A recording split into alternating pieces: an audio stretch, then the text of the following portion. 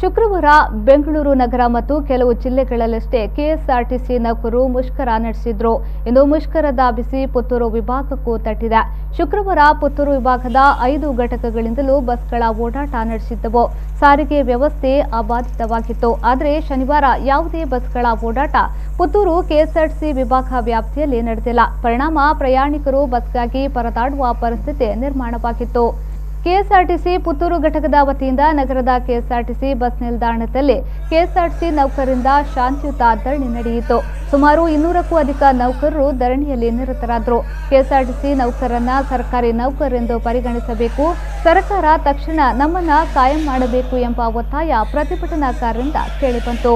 ಈ ಸಂದರ್ಭ ಕೆಎಸ್ಆರ್ಟಿಸಿ ಎಸ್ಸಿ/ಎಸ್ಟಿ ನೌಕರರ ಸಂಘದ ಅಧ್ಯಕ್ಷ ಬಾಬು ಮೇರಾ, ಚಾಲಕರಾದ ಸತ್ಯಪ್ಪ ಪಾಟೀಲ್, ಅಲ್ತಾಫ್ ಸುಲೇನ್, ಚನ್ನಪ್ಪ ಸೇರಿದಂತೆ 200ಕ್ಕೂ ಅಧಿಕ ಮಂದಿ ಪಾಲ್ಗೊಂಡಿದ್ರು.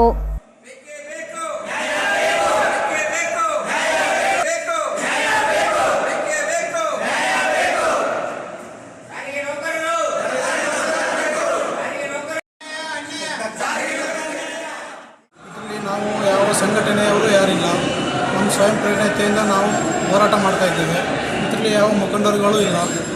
ಮತ್ತು ನಮಗೆ ಸರ್ಕಾರಿ ನೌಕರರಾಗಬೇಕು. ನಮ್ಮ ಬೇಡಿಕೆಗಳು ಈಡೇರಬೇಕು. ನಮ್ಮ ಸ್ವಯಂ ಪ್ರೇರಣೆಯಿಂದ ನಾವು ಮಾಡ್ತಾ ಇದ್ದೀವಿ.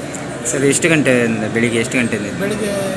ಬೆಳಿಗ್ಗೆಯಿಂದಲೇ ಮಾಡ್ತಾ ಇದ್ದೀವಿ. ಬೆಳಿಗ್ಗೆಯಿಂದಲೇ ಮಾಡ್ತಾ ಇದ್ದೀವಿ. ಈಗ ಪ್ರಯಾಣಿಕರು ಬರ್ತಾ ಇದ್ದಾರೆ, ಅವರಿಗೇನು ಕನ್ವಿನ್ಸ್ ಮಾಡಿದ್ರು?